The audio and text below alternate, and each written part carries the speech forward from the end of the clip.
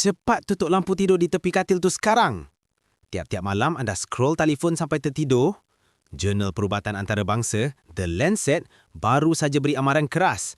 Tabiat ini sedang menaikkan risiko kencing manis anda sebanyak 67%. Rasa macam tak masuk akal kan? Dengar sini.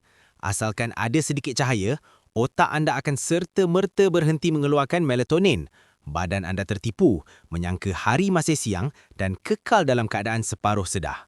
Pada waktu inilah, insulin yang bertugas mengawal gula darah anda akan terus melancarkan mogok.